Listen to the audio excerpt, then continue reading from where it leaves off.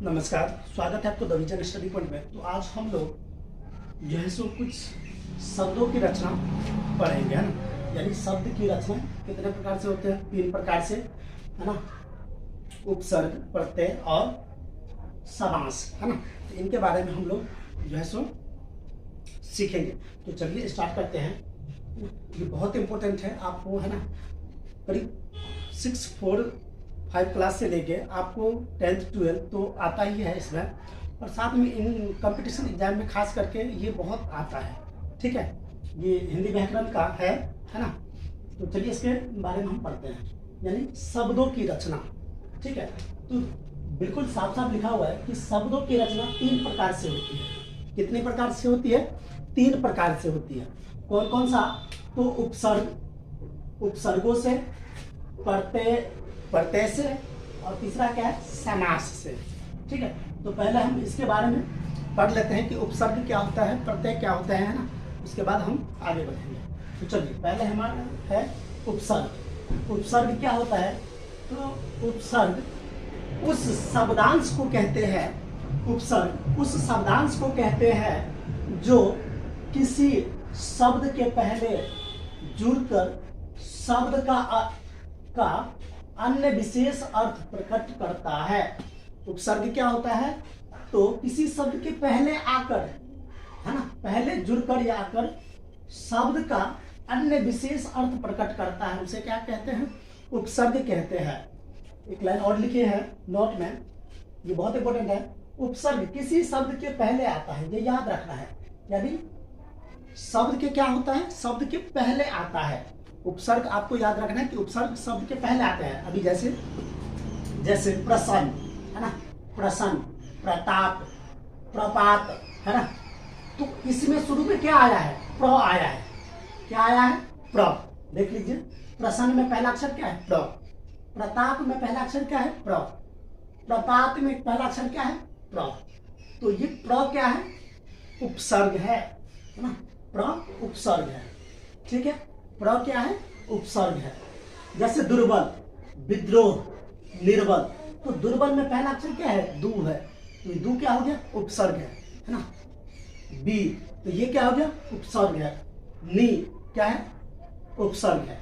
आपसे क्वेश्चन पूछा जाएगा, है ना, आपसे क्वेश्चन पूछा जाएगा कि प्रसन्न में कौन सा उपसर्ग है? तो क्या है? प्र। दुर्बल में कौन सा उपसर्ग है? तो दू। 3टा गलती दे देता है, 1टा सही रहता है। तो आपको पहचानना पड़ेगा कि कौन सा उपसर्ग है ना। ठीक है, जैसे निश्चय, तो निश्चय में कौन सा उपसर्ग है? तो शुरू में क्या है? नी, तो नी क्या हो जाएगा? उपसर्ग। तो इस तरह आपको याद रखना है ना। और एक लाइन में बिल्कुल साफ साफ लिखा हुआ है कि उपसर्ग किसी शब्द के पहले आता है, यानी शब्द के पहले अक्षर जो होगा वो क्या होगा? उपसर्ग होगा। ठीक है, समझ गया मैं, आ गया होगा। चलिए नेक्स्ट चलते हैं, प्रत्यय। प्रत्यय क्या होता है? तो प्रत्यय उस शब्दांश को कहते हैं जो किसी शब्द के अंत में, किसमें? अंत में आता है ना। अंत में जुड़कर उस शब्द का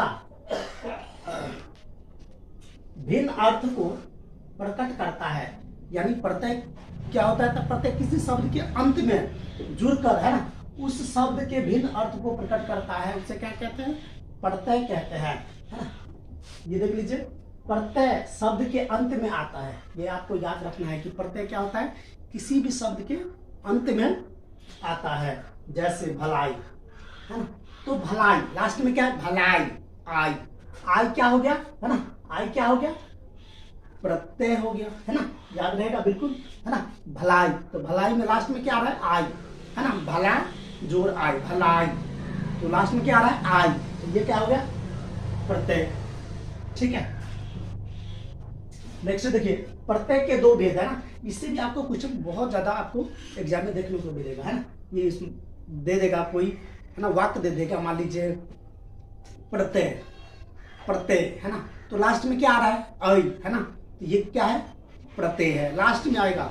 और उपसर्ग क्या है? शुरू में आता है, तो आपको याद रखना है। चलिए, प्रत्यय के 2 भेद है। प्रत्यय के कितने भेद है? 2 भेद है। कृदंत या कृत भी बोलते हैं, कृदंत और तदित, तदित, है। कृदंत क्या होता है? तो क्रिया का मूल धातु के अंत में लगने वाले प्रत्यय को कृत प्रत्यय कहते हैं, है ना।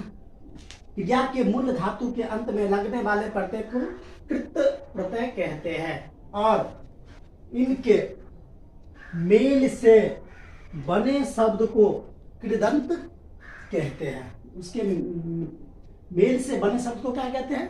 कृदंत कहते हैं। जैसे कहना, है ना, कहना, चलना।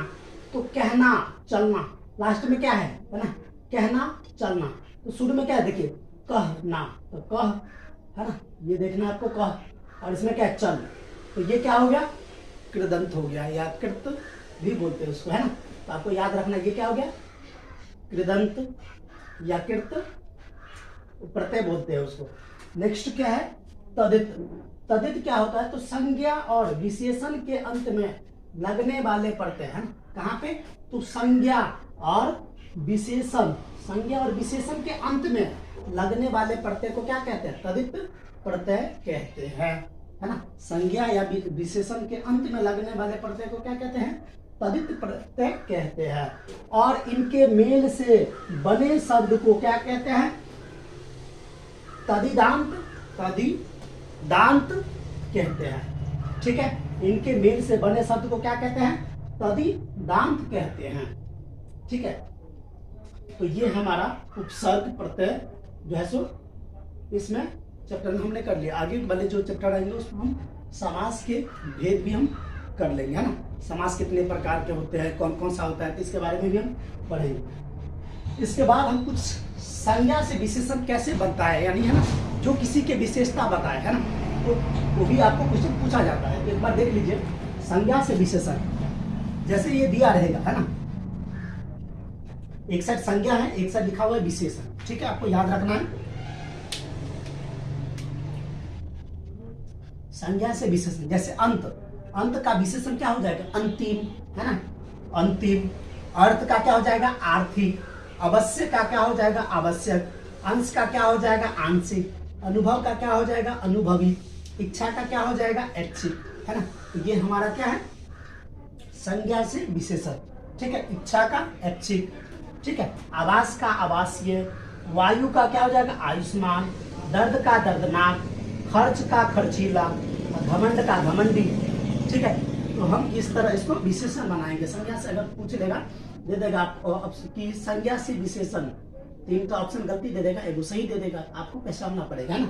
जैसे घमंड दे देगा, घमंड का विशेषण क्या होगा, तो क्या हो जाएगा, घमंड का घमंडी। 3 का ऑप्शन गलती, 1 सही। तो आपको इस तरह जैसे सही पे टिक करना होगा। ठीक है, तो इसे अच्छे से देखिए। कोई भी अगर डाउट आता है तो आप हमें कमेंट करके बता सकते हैं। तो thanks for watching the vision study point. Please like and subscribe my channel. Thank you.